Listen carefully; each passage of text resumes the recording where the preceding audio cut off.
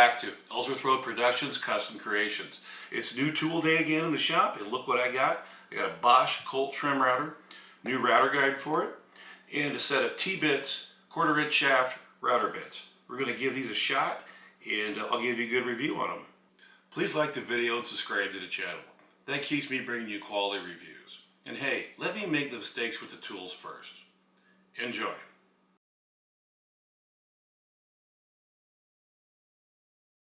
Need a few things to, route first, so using my Win 9-inch bandsaw to cut some scrap lumber around the shop.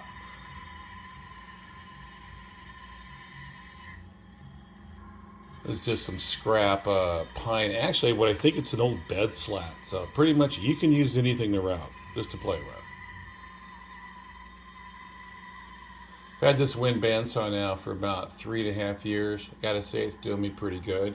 Cuts through stuff pretty good. Anyway, here's a block of maple I had sitting on the shelf. I wanted to start working on a couple different, we'll say harnesses of wood, just to get an idea of how the different bits cut in different wood.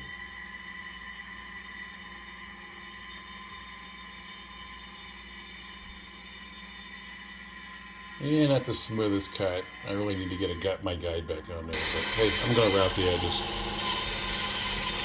A little smaller piece here.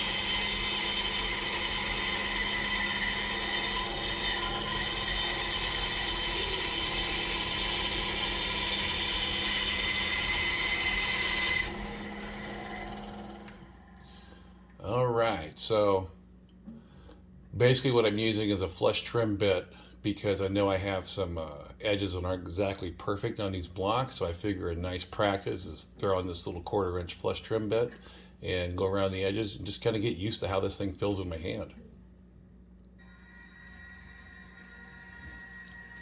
So this router cuts clockwise, so you kind of want to move in a counterclockwise direction on the wood.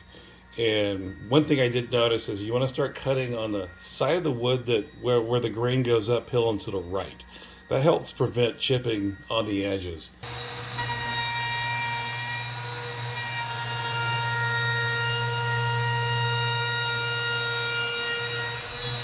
If you've ever had a Dremel tool before, it kind of feels like a big Dremel tool in your hand. Doesn't vibrate a whole lot, doesn't move around, not a lot of what I call gyroscopic force to it when you go to move it. The only part about it really that was a bit ungangly is the really heavy cord.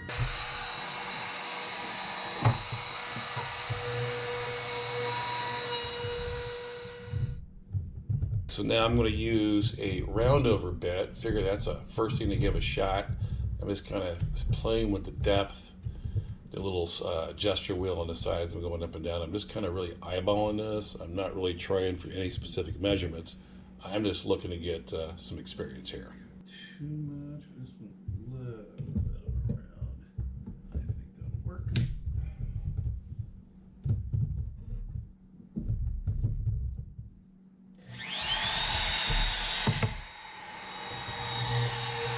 I noticed the pine cut pretty easy. Didn't need a whole lot of pressure on the board as I moved it. I did notice if I went too slow or too fast, I had a tendency to want to burn a little bit, so it's more of just getting a feel for the type of wood you're using. And I had that cove bit, either it was too low or too high or something I didn't like about it, so I'm just making another adjustment. I think if you see it's got a little bit of a lip edge I didn't want. So I'm basically moving counterclockwise and doing my best to flow with the grain of the wood, where the wood's going uphill, or the grain rather is going uphill and to the right. Can't always do that perfectly on every piece of wood, so you see as I kind of start a little forward then go back, that's to help sort of line everything up.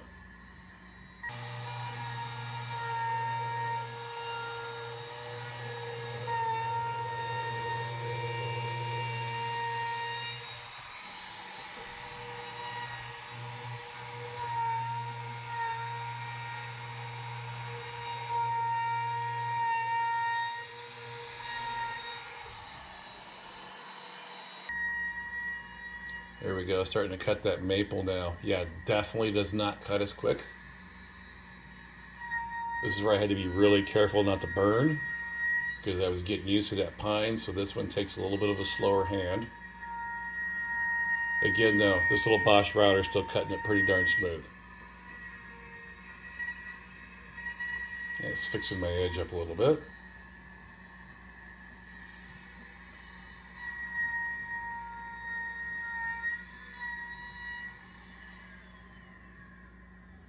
As you can see, it's pretty noisy, so that's why we're doing a voiceover. Here's another block that I pulled out. I have a little project in mind. I did a little close-up of the cutting here.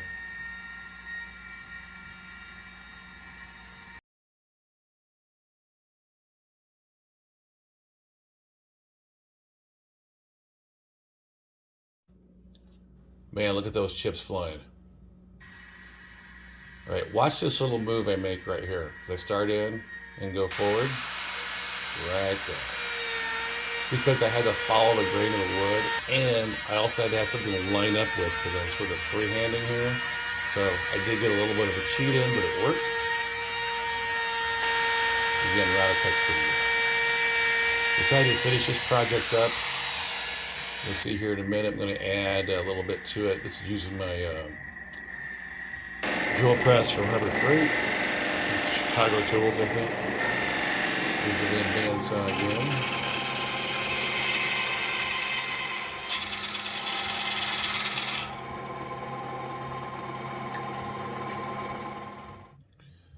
Little clamping, a little screwing. Use a little wood glue on the bottom there just to really secure those. You'll see what they are here in a minute.